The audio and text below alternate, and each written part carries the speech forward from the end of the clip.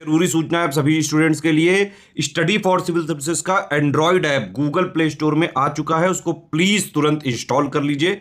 और अगर आप स्टडी फॉर सिविल सर्विसेज के सिर्फ ऐप से कोई भी कोर्स कोई भी पीडीएफ परचेज करते हैं तो उसमें अप्लाई कूपन, अगर आप ज्ञान सर जो है आप उसमें अप्लाई करते हैं, ये कूपन कोड है, तो उसमें 20% फीस तुरंत माफ हो जाएगी। मतलब 20% डिस्काउंट तुरंत उसमें लग जाएगा। ज्ञान सर लिखना है, नॉर्मली ज्ञान सर स्मॉल लेटर में है सब कुछ, कोई स्पेस नहीं, कोई कॉलम नहीं, सिर्फ ज्ञान सर GYANSIR। इस तरह से अगर कूपन कोड लगाते हैं आप ऐप में बाई करने से पहले, जो अप्लाई कूपन वाले में आता है, तो 20% का डिस्काउंट तुरंत मिलेगा। वीडियो देखिए। नमस्कार दोस्तों, इस वीडियो में जानेंगे भारत की मिट्टियों के बारे में। ठीक है, तो भारत की मिट्टियाँ सबसे पहले जो है आपको याद रखनी है भूसर और भूरी मृदा। अगर इसको देखें भूसर और भूरी मृदा, तो जहाँ पे डेजर्ट एरिया है जैसे राजस्थान और गुजरात, यहाँ पे आपको पता है मरुस्थल है, डेजर्ट एरिया है, तो ये यहीं पे पाई जाती हैं। ठीक है, इसमें लौह ऑक्साइड होता है। क्या होता है? लौह ऑक्साइड होता है। और यहाँ पे कपास और तेली ये जो बीज होते हैं उनके लिए ये काफ़ी उपयोगी होती है, तो आप कपास भी याद रखोगे तो भी आपका काम बन जाएगा। फिर लेटराइट मृदा की बात करें, अगर लेटराइट मृदा ये जो है लोहे और एल्युमिनियम की प्रचुरता होती है इसमें, इसीलिए लाल होती है, लेटराइट होती है। नाइट्रोजन, पोटाश, पोटेशियम, चूना और जैविक तत्व ये कम होते हैं, तो आपको ये ज़रूर याद रखना क्या होता है क्या नहीं। तो लोहा एल्युमिनियम ज़्यादा होता है, नाइट्रोजन, पोटाश, पोटेशियम, चूना, नाइट्रोजन, पोटाश, पोटेशियम, चूना ये नहीं होता इसमें। और ये पाई कहाँ जाती हैं? जो पश्चिमी घाट है वेस्टर्न घाट, पूर्वी घाट ईस्टर्न घाट में, राजमहल पहाड़ियाँ हैं, सतपुड़ा विंध्याचल क्षेत्र है, उड़ीसा, छत्तीसगढ़, झारखंड, पश्चिम बंगाल, असम की उत्तरी कछार पहाड़ियाँ, मेघालय की घारो पहाड़ियाँ। तो मतलब अगर भारत का मैप है तो पश्चिम घाट और आपका ईस्टर्न घाट हो गया, छत्तीसगढ़, झारखंड, पश्चिम बंगाल और असम, मेघालय के कुछ क्षेत्रों में लेटेराइट मृदाएँ पाई जाती हैं। तो इसमें लोहा और एल्युमिनियम प्रचुर मात्रा में होता है, नाइट्रोजन, पोटाश, पोटेशियम, चूना ये नहीं होता है। ये चावल, रागी, गन्ने और काजू की खेती सबसे इंपॉर्टेंट जो आपको याद रखना है कि लेटेराइट मृदा काजू की खेती के लिए बहुत इंपॉर्टेंट होती है।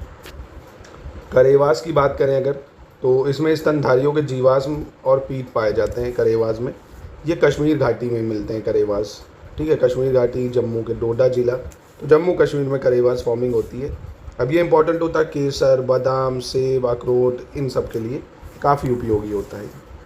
फिर पर्वतीय मिट्टी की बात करें अगर, तो पर्वतीय वही हिमालय क्षेत्र में मिलेगी। इसमें अम्लीय और ह्यूमस की कमी होती है, अम्लीय और ह्यूमस की कमी होती है, हिमालय क्षेत्र में ही पाई जाती है। जहाँ जहाँ हिमालय है वहाँ ये मक्का, चावल, लेग्यूम्स, चारा बागान इन सब खेतियों के लिए होती है।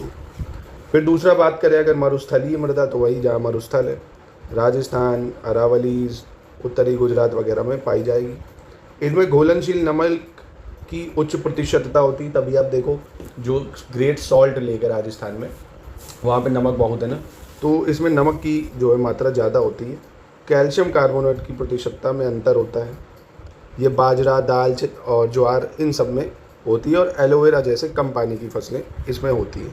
तो मरुस्थली है भाई, पानी की ज़रूरत होगी नहीं, इसलिए उसकी प्रकृति ही ऐसी है।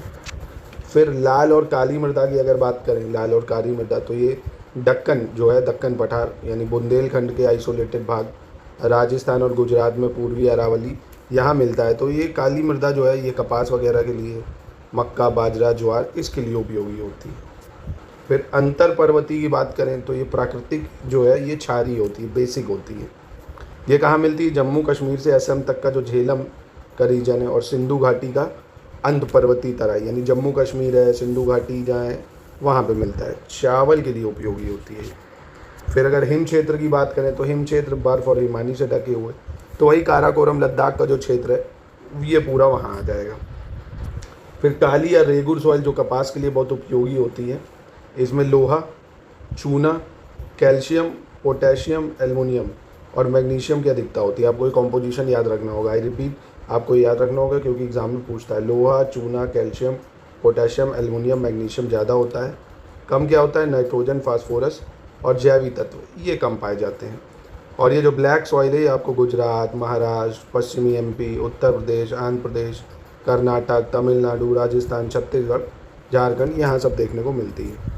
ये कपास के लिए सबसे ज़्यादा उपयोगी होती है। फिर बात करते हैं लवणी और क्षारीय, जिन्हें क्या कहते हैं? काला रूसर, रारू, थूर।